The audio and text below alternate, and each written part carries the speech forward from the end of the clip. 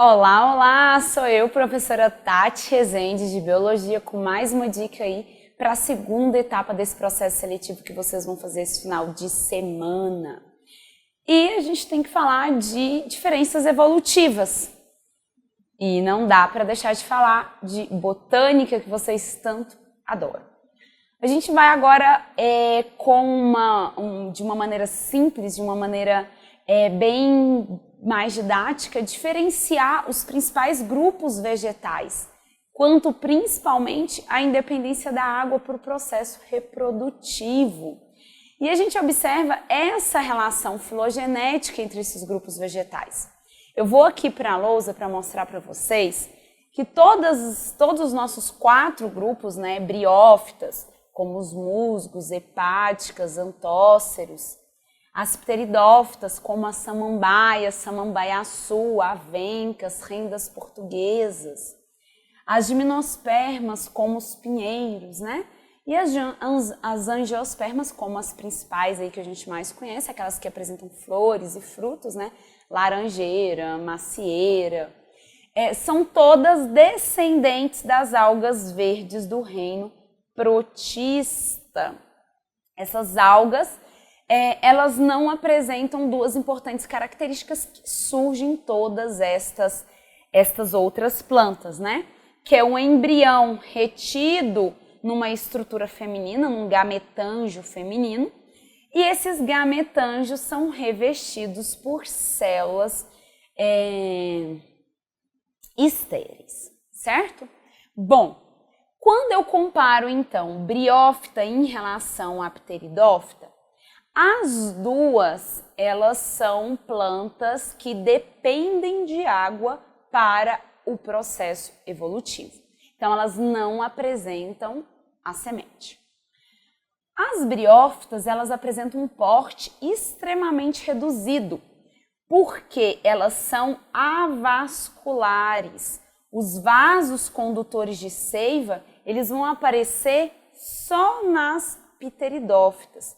Então, o porte é menor porque o transporte de substâncias e de água se dá de célula a célula através da difusão.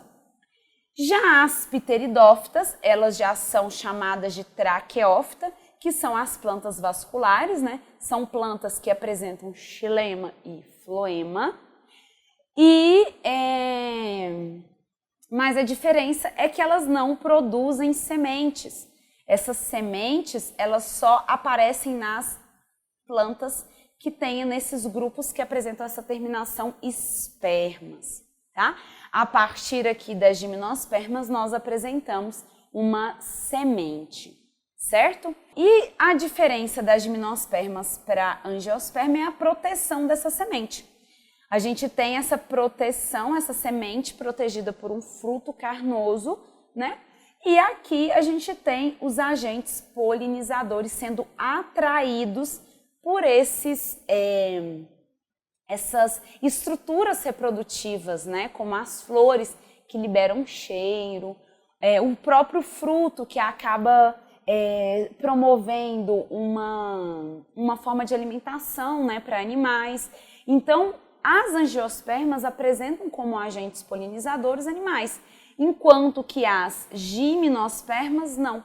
A única forma de dispersão aqui dessas sementes é através do vento, ok?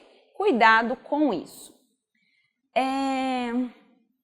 Uma outra diferença que também vale ressaltar é quanto à fase duradoura.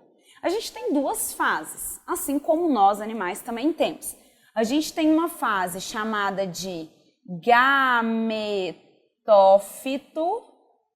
ou gametócito e esporófito. Esporófito é a fase que vai produzir esporos.